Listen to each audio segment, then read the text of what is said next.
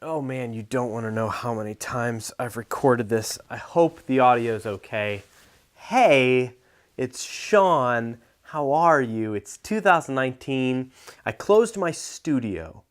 I loved my little studio there on the hill.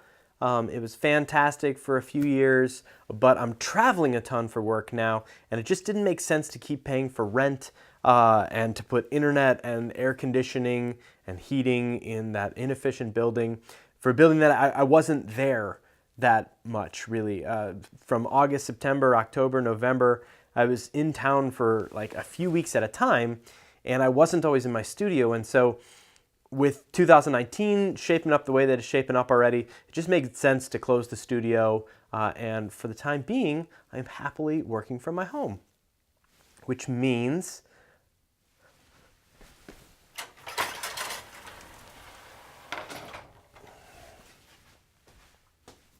green screen.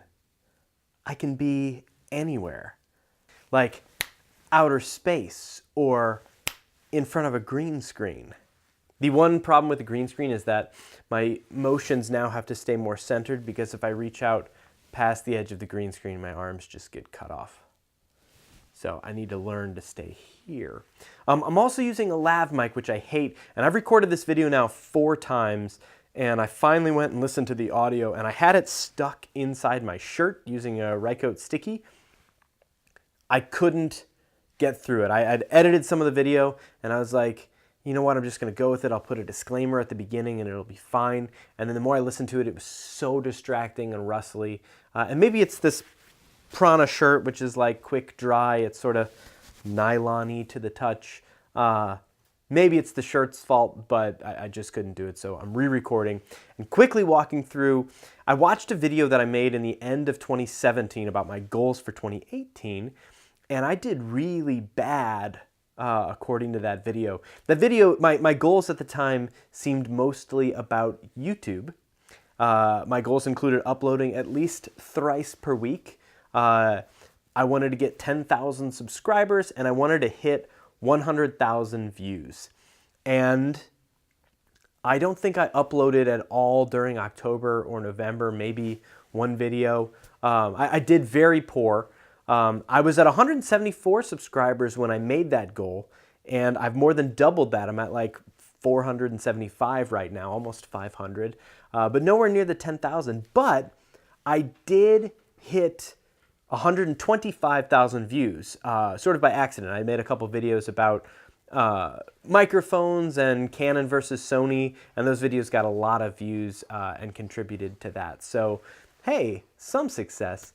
My big goal for 2019 is revenue, and I feel weird saying that, but I've spent a lot of time working on pricing and production and all sorts of things related to growing my business, and I would like Boom to hit $180,000 this year in revenue, and that's revenue. Most of that, hopefully, well, not hopefully, I'll pay about 40% of that to the government, and then I'll pay another big chunk of that, hopefully, to other camera operators and directors and audio technicians and editors and things like that I'm bringing into projects as I keep doing more and more bigger and bigger projects. So it's exciting, and that's my goal. That's what I'm putting out there to hold myself to. It's like 15 grand a month in revenue, which is like one big project a month, or three decent projects every 2 months. So it's an achievable goal. I'm excited.